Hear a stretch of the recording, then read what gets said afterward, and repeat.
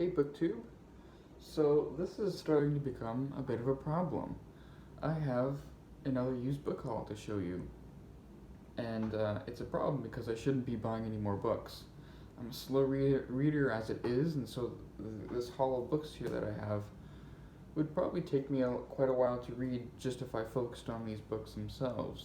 So I have no justification for constant used book hauls. And yet, I found myself in the area of a local thrift store, and I thought I would check it out. And the magnetism of the thrift store is a pull that I really don't have the self-control in order to refuse it. So here I am with another book haul, and I'm gonna go through it right away and hope I can get through this in relatively short order.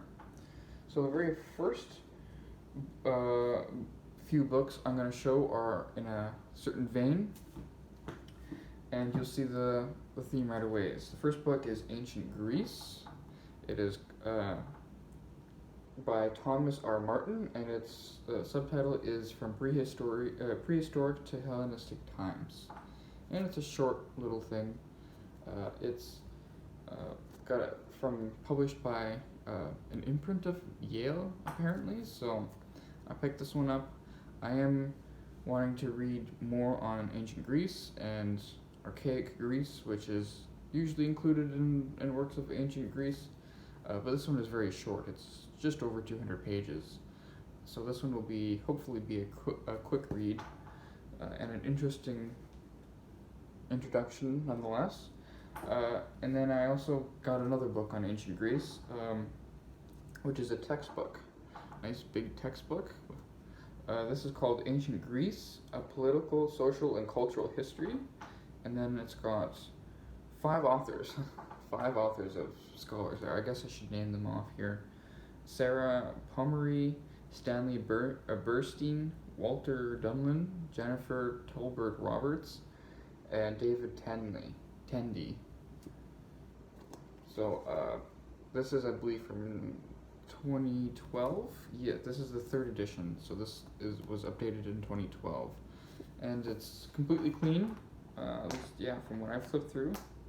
So it's unlike most textbooks or some textbooks. It does not have any of the highlighting or annotations that sometimes can come with it.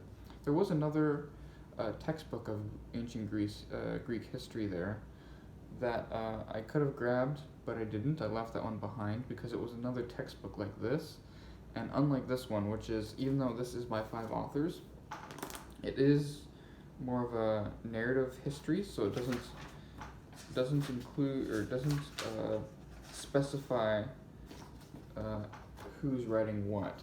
It just gives the table of contents, just gives it in chronological order. The other book was more or less a collection of essays by scholars, and each scholar just wrote I think it was more of a cultural history, and would focus on different aspects of the ancient Greek political life. And I just recently finished a book just like that, so I don't think I really needed another one. And though that one was a lot newer, that one was from 2017. And the one that I recently read is from the 80s, so. But I'm not sure how much, ancient Greek history we know that's new from then. I know ancient Greek history is a lot more dubious because of, new discoveries and whatnot, but any kind of new discovery, I'm sure will be more of an interest to scholars than it would be to me, unless it's something significant. And then the last book of our little ancient Greece Greece theme, I have another translation of Homer's Iliad here, and this is translated by Stanley Lombardo with an introduction by Sheila Murnaghan. And this is from the 97, I believe. Yeah, 1997. And what's striking about this is a Hackett edition. If you're not familiar with Hackett editions, I've showed some on my channel before. They're basically used in schools, and they're quite scholarly, so they have usually lots of notes and a lot of scholarly material of classics and whatnot. And the striking thing is this cover, which shows D-Day a picture from D-Day.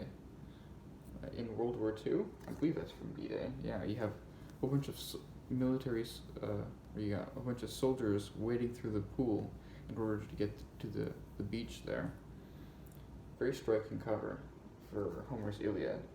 And I've read the Iliad twice, and I have maybe, 2 more translations on the e-reader than I could read, but getting another physical copy of a translation sounds, is something that I wouldn't turn down.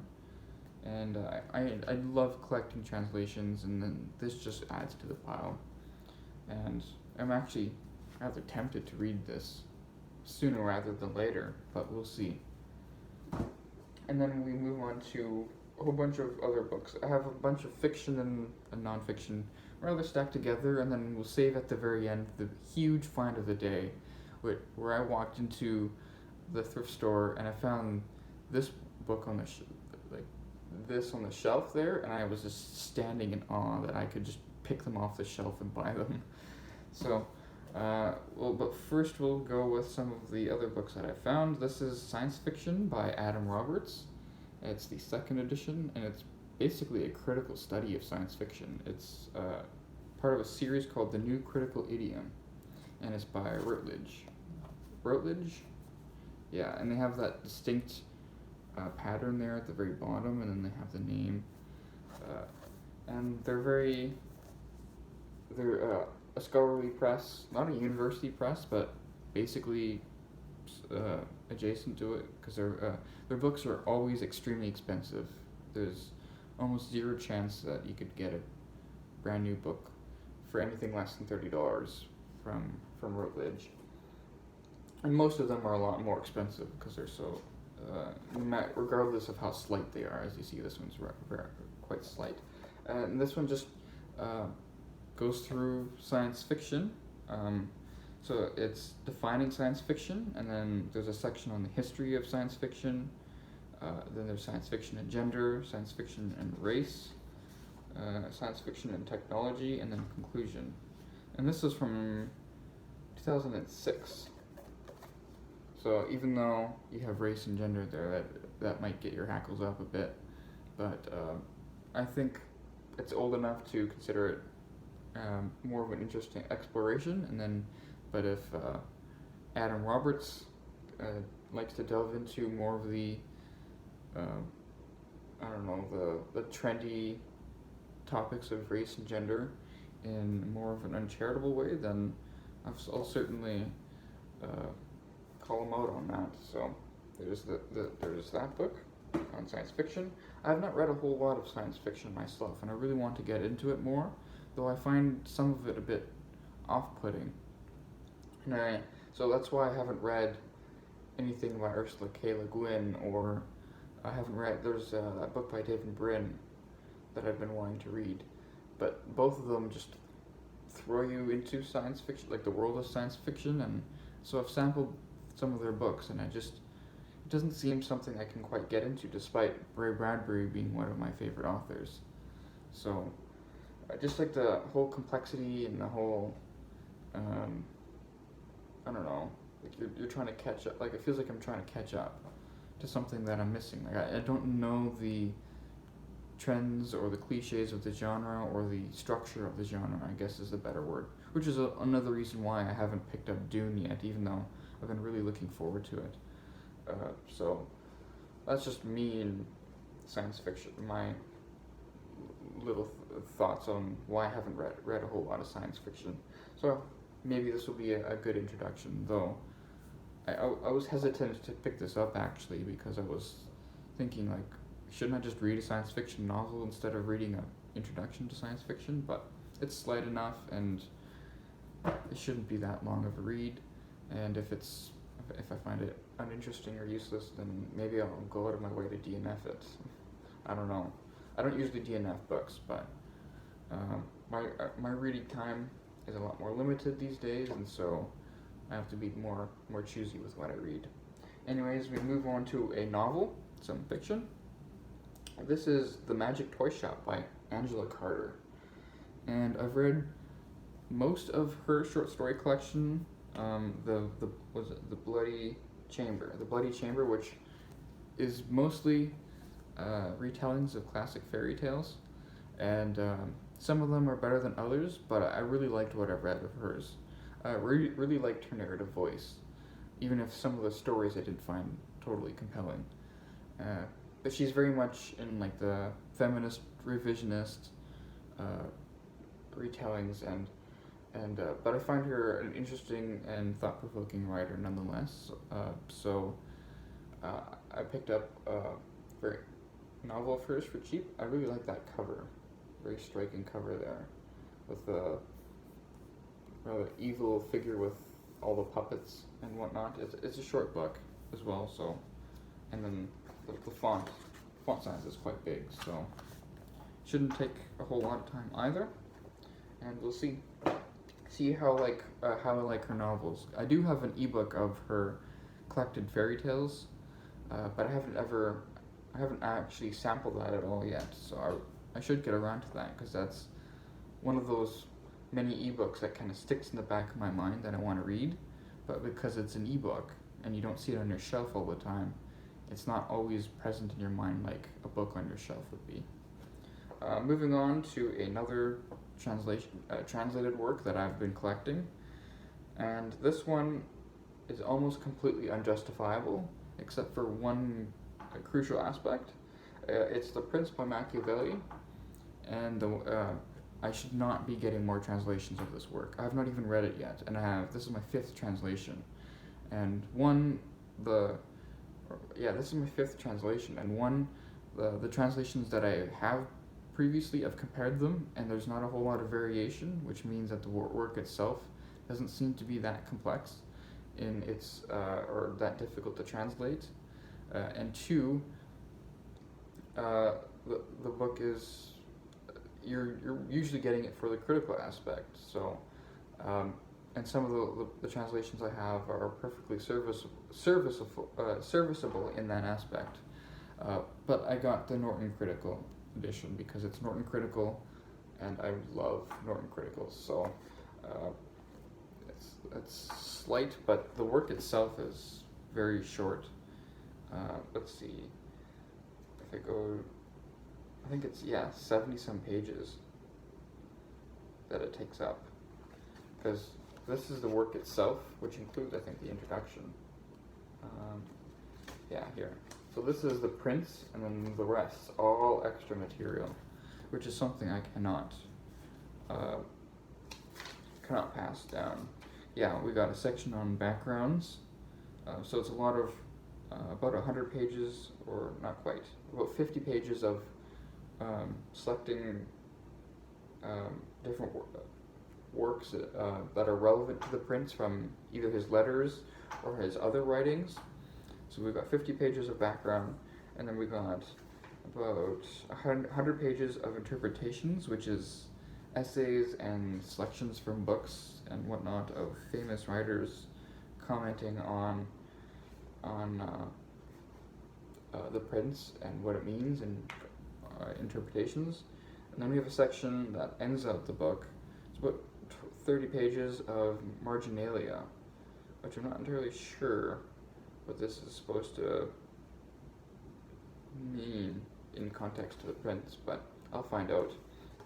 And of course, this is translated and edited by Robert M. Adams, and he continues in a tradition of Norton Critical editors to include a work of their own inside their book. So Robert M. Adams has an essay here inside, like not the introduction, but an actual, like in the essay section.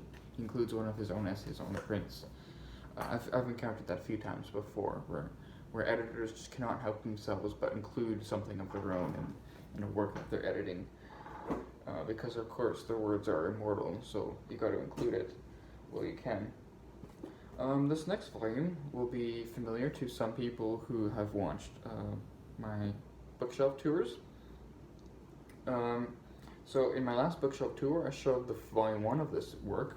This is Romance of the Three Kingdoms. This is volume 2, and this is blue. The one that I had is red, and it's volume 1, and it's basically got the same cover.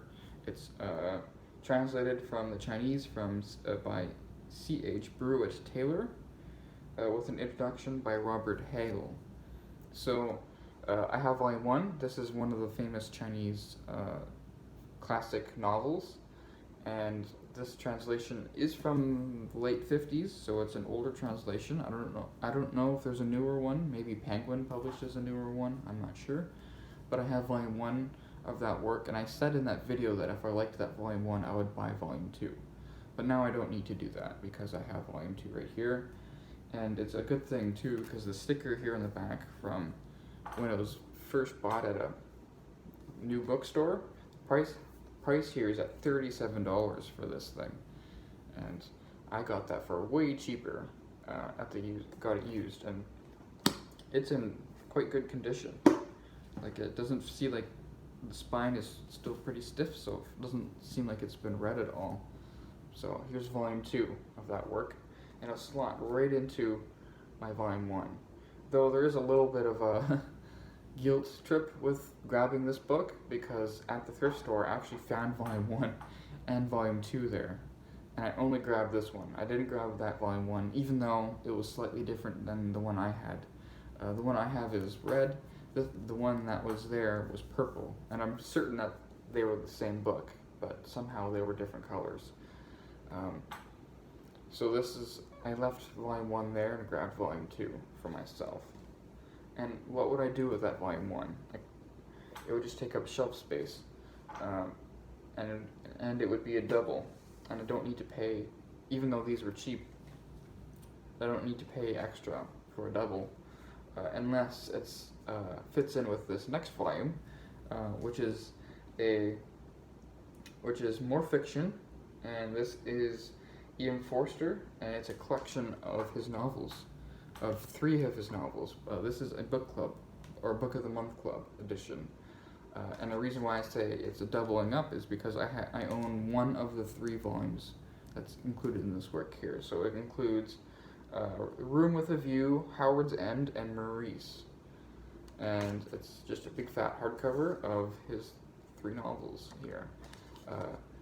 And I have not, and Howard's End is the one I own already in a Barnes & Noble edition. So, but the Maurice and Room with a View I don't own at all yet. So I picked up this nice meaty hardcover that includes all 3. And what really annoys me and what's really driven home when I picked up this volume is that I have not read any E.M. Forster yet, and if I include the 2 novels in here, if I include the 2 novels in here that are new to me, I own 5 of his novels now, and I have not read a single one of them. So I have, one of his lesser known novels, something Journey, A Long Journey or something, and there's The Passage to India, which is I have in a Penguin Classic, and then I had Howard's End, so that would be 3 novels, and then I add Room with a View and Maurice. So I have 5 novels of his that I've not even touched, and so I should really rectify that as soon as possible. And I'm leaning towards either A Room with a View or Howard's End. So if any of you have read any of those novels, or any novels at all by E.M. Forster, let me know, and maybe I'll take your recommendation. We'll see. And then we come to the last book before the find of the day. So last book before the find of the day, though this is a pretty good find in itself. This is The Best of Burke, Selected Writings and Speeches of Edmund Burke. And this is edited by Peter J. Stanless. And it's a very strikingly like oversized hardcover, nice hardcover. And it's a quite interesting volume to have, because it, of course, is a selection of Burke's writings, but it doesn't seem like it includes his famous work in its entirety. So his famous work is the thought, or the reflections on the Revolution in France. I think that's what it's called. Reflections on the Revolution in France. and it includes about 100 pages of that. But I know for a fact it's a lot longer, but I can't seem to find any kind of editing rationale by the editor, like whether or not what was the whole rationale by not including that work in its entirety. But anyways, this is a volume of Edmund Burke's writing, and a lot of this stuff I would never have encountered otherwise, because I usually go for the physical work of the entire thing. So I do have a volume of his Revolutions book, or a book on the French Revolution, on its own, so that's no problem. It's a lot of the extra stuff that this includes that I would not have encountered otherwise. So it includes, it's done in eight sections. So first section is early writings, which includes newspaper reviews, an abridgment of English history, a vindication of natural society, and then volume 2 is America and the British Empire. Volume 3 is Ireland and Catholic Emancipation. Volume 4 is Economic Reform. Volume 5 is Miscellaneous Constitutional Affairs. Volume 6 is India and the Impeachment of Hastings. Volume 7 is the French Revolution, and Volume 8 is Defense of His Life, which is very short. It just includes a substantial letter. And if you're not familiar with Edmund Burke, he's basically one of the classic conservative writers, which goes into the publisher of this edition, which is the Conservative Leadership Series. I don't know, I don't recognize that series at all, but they're the ones who reprint this this edition, because I believe this was collected in the 60s. This was this selection by Peter J. Stanlis, and I guess it was popular enough that this conservative publishing house decided to reprint it in this quite nice volume. And then the back says, "The Living Burke," and does Edmund Burke still speak to us today? Consider these excerpts. And then they got many different experts on like property rights, religion and society, tradition, liberty. So it's good to have this volume. There is the Viking Portable of Edmund Burke, but I've never encountered a whole lot of Viking Portables before, so getting this is, and especially in a nice sturdy hardcover, is quite good. So, and now we move on to the find of the day, and I'm at over 20 minutes, which is not what I was hoping for, but the find of the day won't take very long. It is, let's see if I can hold it all up here.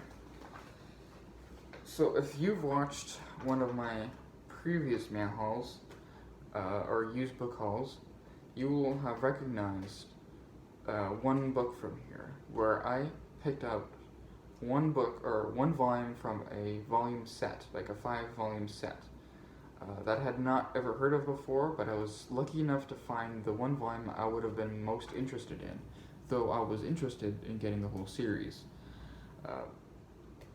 And that series is, let's see, A History of Private Life. And the volume that I have is volume 2, which is the medieval volume. I found a paperback of it last time I went to that massive used book sale at my local mall. And then, so today I walked into my local thrift store, and I found all 5 volumes in hardcovers, just sitting there. So I even got volume 2, the medieval volume. I just rebought it because it's in hardcover and it goes with the set. And I'll show the covers of each volume. Each volume is, the whole volume has a general editor. It's Philip Aries and George Dubé, or Doobie. And then this is volume 1, History of Private Life from Pagan Rome to Byzantium. And the editor is Paul Vian, so he's the editor of this volume, specific volume. And the translator is Arthur Goldhammer, because this is a 5-volume set from the 80s, and they were published all in French. And uh, Arthur Goldhammer translates every single volume. So all 5 volumes are translated by Arthur Goldhammer. And I had a lot of praise for him last time when I held up that volume 2, because he translates a lot of scholarly work in different languages that I normally wouldn't be able to read if he weren't publishing them, translating them. So very grateful for that. But yeah, this is volume 1, and it's basically a selection of essays on different aspects of private life. Yeah, so we got many different. This one has 5 essays, but it makes for over almost 700 pages of but each volume includes a bunch of illustrations all throughout. So it's not just an inset of photos. It has just everywhere you get illustrations galore. Yeah. Almost every page has an illustration of some kind, and they have like the wide margins and everything. So this is just a gem to find. So this is volume 1, from pagan Rome to Byzantium. Then we have volume 2, Revelations of the Medieval World. This is the medieval volume. This is the editor is George Dubey. So he's also the general editor, but he edits this specific volume. And let's see what kind of photos we can find in here. There we go. Doesn't look like a whole lot of them are color, though. Yeah, I'm finding a whole lot of color illustrations in this one.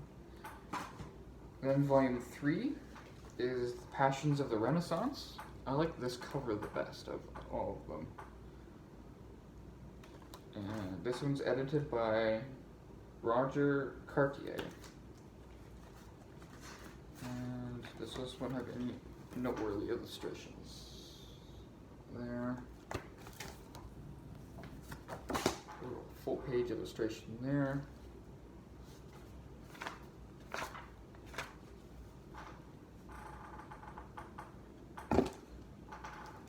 Yeah, not a whole lot of color illustrations, which looks like they do have an inset of color illustrations, my bad. So here it is, color illustrations in the middle, but they do have black and white illustrations all throughout. Okay, so that's, as you can tell, I haven't explored these enough. But then we have volume 4, which is From the Fires of Revolution to the Great War. And what kind of illustrations? We got a painting there. Got a newspaper illustration there. Looks like we got some mixture of photographs and paintings. Yes. And this one's edited by Michel Perrault, or Perrault. I'm not good with French names, or many names I'm not very good with. And then the final volume is Riddles of Identity in Modern Life, and this is edited by 2 people, Anton Prost and Gerard Vincent. And full page illustration there. This one's a photograph. And got a couple more photographs. So that's the whole 5 set. I'm not going to hold it up because I already spent my time lugging them around yesterday. So that was really, really quite the find. I was so shocked at that, because that's like in my town, in my used thrift store, you just casually find all 5 volumes in hardcover for cheap. It's astonishing. So I'm really looking forward to that. Maybe I'll make a project one day of reading them from front to back, each volume, because that's one of the things that really interests me the most about history, is the history of how people actually live, like the general population. How did they live? What does it mean to have a private life? Because if you're familiar with ancient history, private life was a lot, or the idea of private life was a lot different and very, very distinctly, very distinct from our modern age of, and I'm very interested in the aspect of individual life, of private life, of what it means to conceptualize of your own identity from, like, in today's age, in our, like, mental health, like solipsistic almost age, to the age of when family, community, religion, even politics were basically strings that had you tied up in a lot more firm and distinct ways, where there really wasn't a distinction between private life and public life, and so and people just had to make their identities and live through that as they were. It wasn't like any kind of oppressive and or they didn't see it as oppressive. They just saw it as how their world was, and so our world is a very different in that, where we have this distinction between private and public life, which you can even say is an anachronism of the entire series title, A History of Private Life. Private life doesn't really come into being until like late medieval ages, or the coming of the Renaissance, or at least not in a way that we would recognize it as such. So, anyways, that's it for now, book 2, and hopefully my next video won't be another book haul, because this is getting a bit much, but we'll see you then.